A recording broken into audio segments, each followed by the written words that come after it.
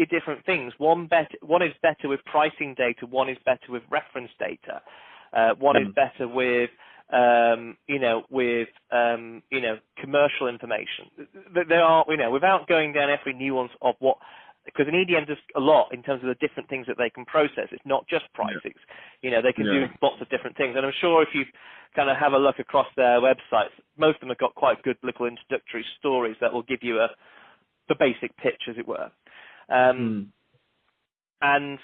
the thing is that, bringing us to, but it's the price point that, they've been bought by companies that are going to want a fairly high price for what they're worth. But, and ultimately the only way that, the turnarounds for them is basically is to consolidate down the cost and then try and, get, nice long contracts with the client. So you've got a stronger paper value, against a solid EBITDA to go, oh, this company's now worth this. But the reality is, if you actually look at it, you go, well, actually, how many new logos have you added each year? If a couple of the big banks, for example, the big IBs, the tier ones, I know of a few that they've got pretty much two of everyone. You know what I mean? I know one that's got, they've got two, they've got two Bloomberg ones, and they've got two asset controls ones, and they've got two golden source ones, and they've got one that they're using on their equities division. They've got one that they're using on their, on their corporate risk division. They've got a different one that uses against their, the audit and compliance division of the bank. Yeah. So even within the bank, they're not necessarily all using the same golden copy.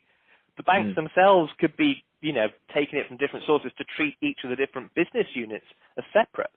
And so they take it separately as well. So, you've not seen a big jump that one bank's gone, we're going to have one centralized platform and we're going to do this and, have that. There's lots of banks that started projects like that who thought, well, yeah, that's exactly what we need. And that's great, but no bank, very few have really actually got to the model of having data management centralized across their entire business. They'll separate it. So you'll find wealth management will have a different, will have a different system. They might have Bloomberg Polar Lake, whereas the equities, or the standard investment banking, will have asset control, but the corporate risk for the group could be with golden source.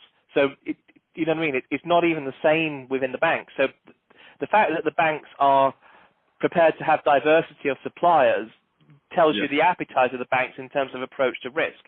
If the banks are going to go, yes, we'll definitely consolidate, we would do that.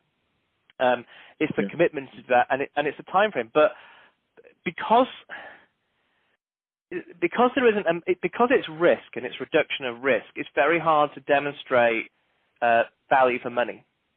So it's kind of, if it's not broken, us spending lots of money on this is kind of like it's eroding our profit.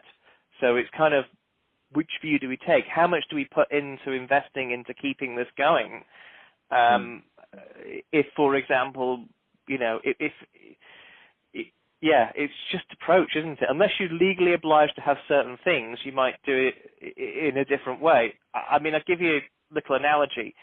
I used to deal very heavily in voice recording technologies for investment banks, and at the time we had a huge market dominance in the products that we did. And I had two Swiss banks, naming no names. One Swiss bank approach was record everything. The other Swiss bank was, let's just record some things. Because one of them's view was, the cost of the fine is cheaper than the cost of replacing and updating and maintaining the technology year on year. And the other one says, we don't know what the fine could be, and we're just not going to take that kind of risk. And it's like, they're both valid arguments, and they are ultimately your approach to risk as a bank. Yeah, that makes sense.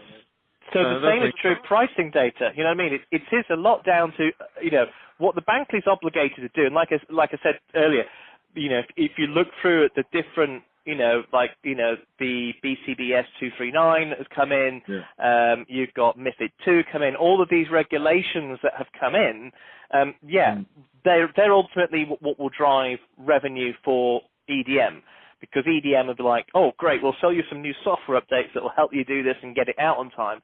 And that's ultimately where, money's made. New bit of regulation is always great.